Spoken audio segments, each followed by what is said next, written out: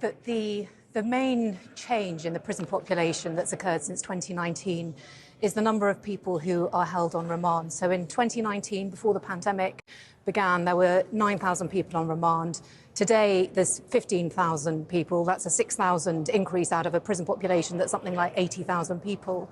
And that is in large part because in the white heat of the pandemic, a decision was taken to honour hundreds of years of British history and maintain the jury system, full juries of 12 people.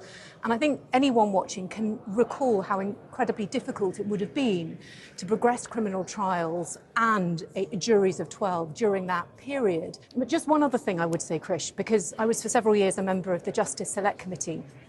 And all the evidence that we heard at the time from people like Charlie Taylor, who's the Chief Inspector of Prisons, was that short sentences of 12 months or less, typically for non-violent crimes, did not work. They had the highest rate of reoffending because all of the treatments that people can get in prison, say for addiction or for mental health or to help them into training or work, are least effective when they're done over a very short period of time. Right. So what the Lord Chancellor has announced is an increased use of sort of smart sentencing using GPS tagging, home detention curfews, alcohol monitoring for those lower level non-violent offenders. Yes, so are you doing that because you believe in that?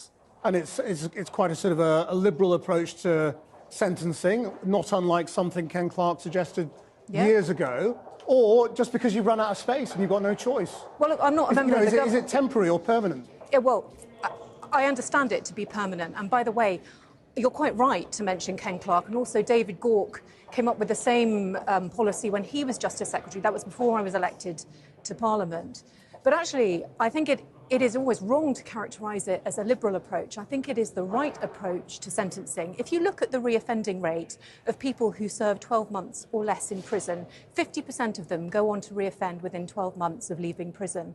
Of those who do a home detention curfew or some sort of community serve some sort of community order, the reoffending rate is 22%. Yeah, but is it also the case that violent offenders waiting to be sentenced are being sort of delayed and are still out on bail because of this shortage of prison places?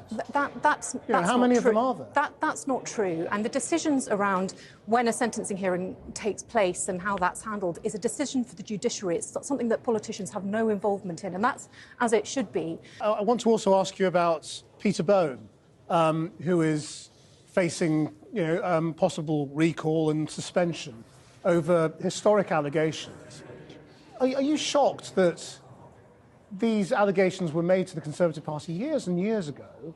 It took years for the party to, apparently do nothing, so that the process had to go through this new independent process to come to a conclusion.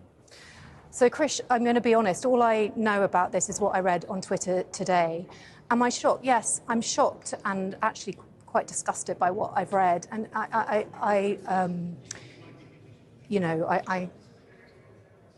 it is so disappointing when MPs of whatever party behave in this way and the way they let down the reputations of all members of Parliament, because it does actually impact on everybody.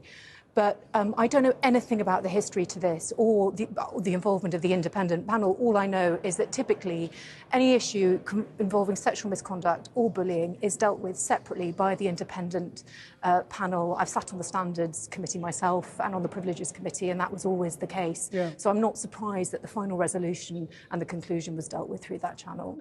But I think if you're asking me a wider point, do I think things should be kicked under the carpet? No, of course I don't. I think standards in public life really, really matter, and I think public confidence in politicians is profoundly eroded when they don't perceive that to be the case.